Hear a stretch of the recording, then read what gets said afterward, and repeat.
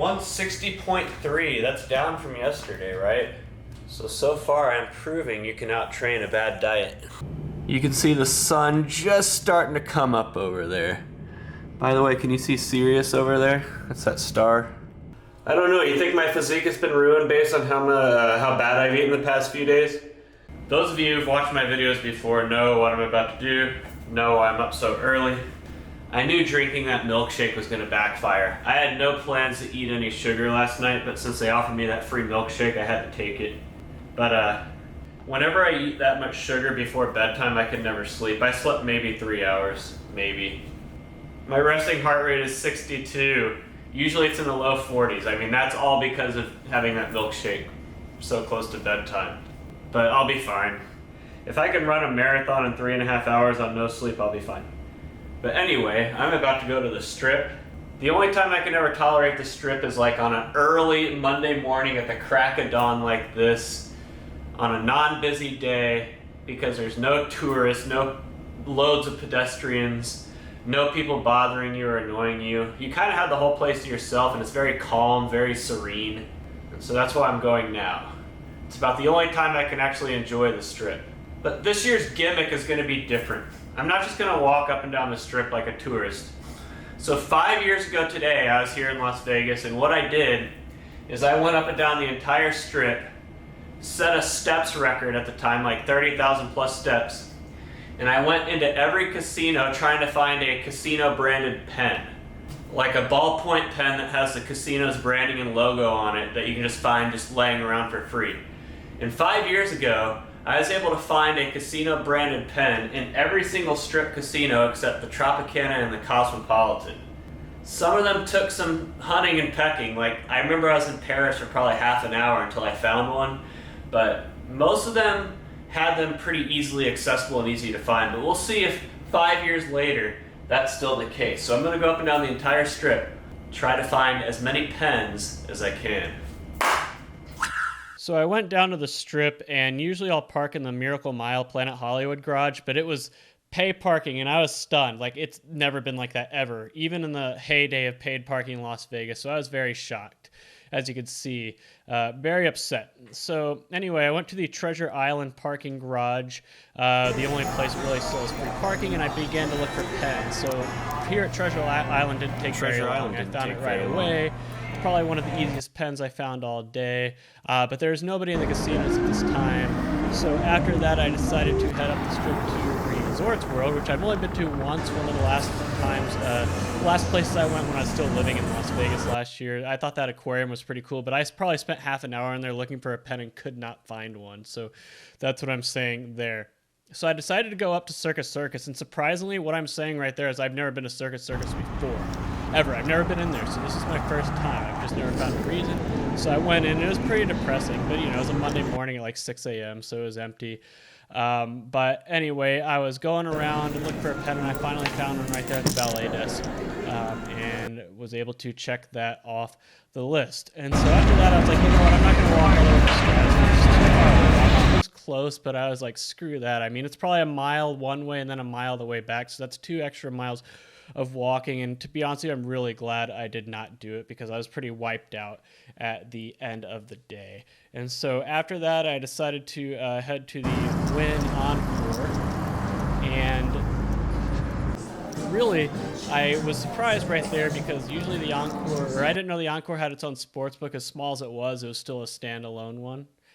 And here I am at Wynn and Encore looking. I just could not find a pen. I found one last time, 5 years ago, but not this time. So I was like, screw it, I'll go to Palazzo Venetian. And so inside Palazzo Venetian, it took me a while. I was looking all over, but I finally found one at a bar top. That's where you found a lot of the pens that day. At the bar top's video poker machines, you'd find a lot of them there. Found one at Harrah's pretty easily. No sweat there. I think that right there was the Link, which I could not find one. I did find one 5 years ago. It was like green and orange. I still have it. And so I think I didn't find one in Flamingo either. I saw one behind the front desk, check-in desk, but I wasn't going to risk, getting arrested for that. Didn't find one in the Cromwell. So I was having a hard time at all the Caesars properties. And so I was on a cold streak, and then I went to Bally's before they rebranded it, whatever they're changing it to. Found one pretty easy right there at like a long time, 5 years ago, but didn't take me long again at a video poker bar top. Although I couldn't find one with a cap, so. All right, here it is. Right there is where I got the intersection where I got arrested. At that crosswalk. Right here. I should do a whole video about the intersection of doom on a Saturday morning jog, but right here I'm kind of explaining it. I did a whole filmed a whole video of me explaining why I got arrested right there at the crosswalk under the Paris balloon. I've said it on some streams before, but I'll have to make another video because obviously there's no volume here. But I filmed a lot of content to go through my arrest, so that's what I'm talking to right there. But basically, the judge dismissed my case, so I got arrested for a total BS reason. I'm going through step by step what went down that day. It was crazy. I spent 36 hours in jail for something I did not do. And so after that, I went up to Planet Hollywood. Did not take long to find a pen, again, at a bar top video poker machine. That's probably where I found the vast majority of the pens of the day. Aria found one at the sportsbook, which surprisingly, 5 years ago, that's where you'd find all the pens. But a lot of sportsbook these days have pencils now instead of pens, so it's kind of difficult. Aria still has it. Same with Monte Carlo. They also had pens at the sportsbook. No issue there. I went out of Monte Carlo, headed to New York. Again, bar top inside that cup right there. Very neat video poker machine. New York, New York. So I was on a roll with MGM properties, 3 for 3. And so I headed over to the Excalibur. It is what it is, guys. I mean, you've heard me say that on these videos so many times. The Excalibur is what it is. It is what it is. I like the Excalibur. I don't hate on it. You know, a lot of people like to hate on things and make themselves feel superior, but I don't. And again, bar top video poker machine. If you're looking for pens, that's where to look. Just don't be suspicious. It's really hard at 6, 7 a.m. on a Monday morning when we're the only one in there to be looking for pens. I found a Luxor pen on a sportsbook desk, but I drew a lot of attention. A lot of the security guards were kind of eyeballing me and kind of being suspicious, looking around, like being the only one in a lot of these casinos at the time. So you got to kind of keep it low key. But again, common theme. Bar top video poker machine for Mandalay Bay. So all the MGM properties, I think I found a pen at every MGM property that day. Tropicana, one of the two places I could not find a pen 5 years ago. One of the only pens I'm missing out of my collection. Was I able to find one in the Tropicana? Well, I'm walking through the Tropicana right there saying, no, I could not. Like Flamingo, I saw one behind the check-in desk at the front desk, but I obviously wasn't going to do that, go behind a desk just for a pen. And one of the rules, no asking for a pen, no asking an employee for a pen, no tipping an employee for a pen. I could have easily gotten a pen if I just gave someone a $5 bill. MGM Grand found it at the sportsbook, but that was one of the rules. I had to find it on my own. No asking an employee or tipping an employee for a pen. Cosmopolitan, the other place I could not find a pen back 5 years ago. And I did find one in Cosmo at a a little table, side table next to like some lounge chairs in the middle of the casino. Bellagio. At this point, I mean, it was getting hot. I was tired. I'd done a lot of steps, but I found a Bellagio pen at a desk abandoned at their sportsbook. No challenge there. And I feel like this camera's going to knock over. That's why I just adjusted it. Caesar's Palace. It took me a while, but I found one at a bar. I was probably in there for a good 20 minutes, but I saw one at a bar on the high top. As you can see, 11 o'clock, I've already been at it for like 5 hours, a lot of steps, and I got lost in Caesar's, which made me take even more steps. Look Down. I love Look Down. Look Down. They're called Look Down. Anyway, Mirage, I think the last place I went to that day. Before they changed it to Hard Rock, sadly, and sitting right there at one of the chairs at the sports over there. Got my Mirage rated pen before they changed it to the Hard Rock, and that was it for the Great Pen Hunt.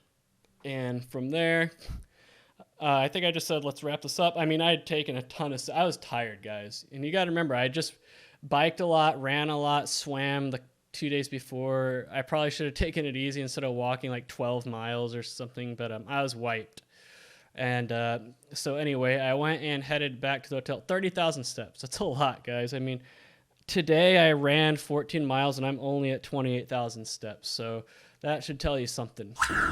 All right, it's been a crazy past hour or so since I got back here. So I was supposed to go get a massage, but they called me like an hour before to let me know that the person who's supposed to give me a massage couldn't do it today. So I moved that to tomorrow to 3. So then I said, great, I can do my live stream. I wanted to do a live stream for my viewers where I make all my week 1 college football bets.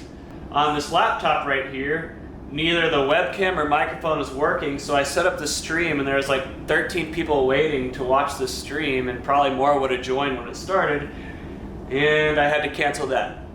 But anyway, right now I am making my college football bets for this week.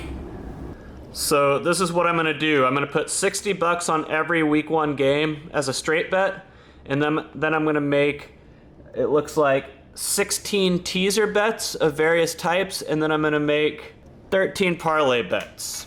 But from my experience, having done this for 10 years now, almost every year, save for a couple, pretty much out of these bets, all the teaser and parlay bets I make, like sometimes I've had a deck of playing cards, thick stack of parlay and teaser cards, like I'll cash maybe 3 or 4 of them and the rest of them will lose. So I guarantee you these 29 bets that I have planned for parlays and teasers, maybe 2 or 3 will cash and it'll be a giant waste of money.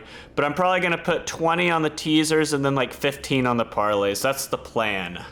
All right, and no model. I'm just gonna completely go by gut here. Completely by gut. Let's do it. Well, I've made my selections and it is time to go lock these in. All right, so I went to Wells Fargo and withdrew a lot of money. And so if you watched my videos 3 years ago, I went to like 8 or 9 different sports books when I recorded the same concept. But today I was like, you know what? I'm only going to go to 3. I just didn't feel like driving all over Kingdom Come. I was already tired, guys. I just wanted to get the bets in and get it done. So I only went to South Point. And so I line shopped. I made sure I got the best prices among the 3 books. So South Point, Westgate was another one where I placed a majority of my bets and got those in. Made sure I filmed myself doing the exchange at the counter. And then last but not least, I headed over to Red Rock. And the reason I picked Red Rock was because that was the place I was going to watch the games on Saturday. And so I figured, why not place a majority of your bets at the casino you're going to end the trip at. So Red Rock. Okay, after I was done with Red Rock, I was hungry and ready to go eat. So I went up to Centennial Hills on the northwest edge of town and went to this place called the Standard Tavern. Now, Standard Tavern, locals hang out for sure. Nice bartender, nice locals at the bar. The cheese fries were not very good, very salty. But this burger right here, the Aviator Burger and the Raiders Burger. So the Aviator Burger, like a grilled cheese as your buns, and Aviator Burger had cheese curds on them. Very good. Eating the Aviator Burger right here, which was massive. Like the buns were 2 grilled cheese sandwiches. It was huge. And I ate it all, and the staff was very surprised as usual that I was able to eat it all. But like I said, I'm hungry. But anyway, I ate that, and it was good, but we'll have to talk about it later. And after that, I headed to Suncoast for a couple things. One was to play craps, which I'm talking about right here. My thing with craps is I was either going to walk away with $60 or lose $60. So I bought in for like $200 at this crap table right here. And how did I do? 100, 200, 220, 240, 250, 255. I won $60, tipped them $5. So, and then I went upstairs to go bowl. Didn't have the best time at it. I was hooking a lot of my shots to the left for some reason. I'm usually a pretty good bowler, but here are the highlights right here.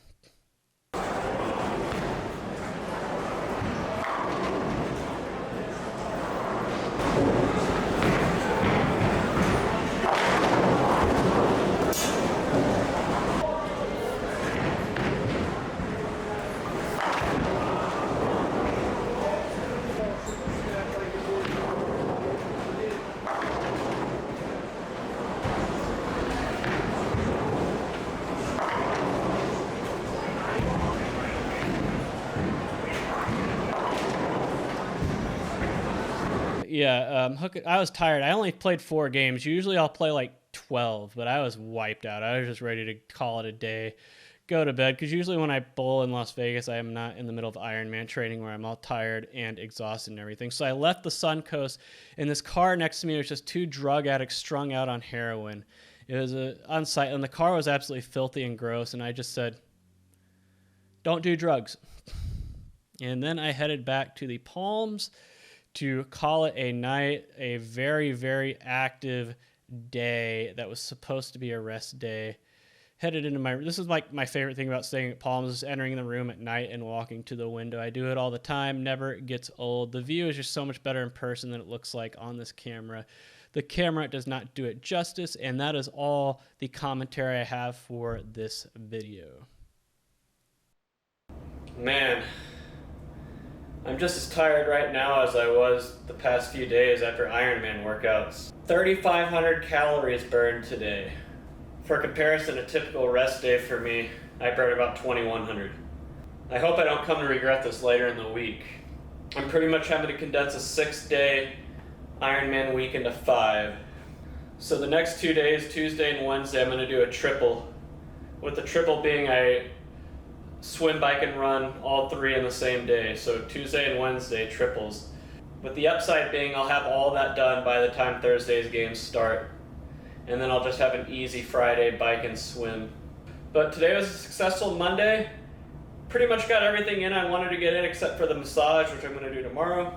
It will be another active day tomorrow, only with Ironman training on top of it as well, but that's why I take vacations, to do things. 6 months from now, if I end up having to skip doing things so I'm too tired, I'll be regretting it. You only live once. Good night.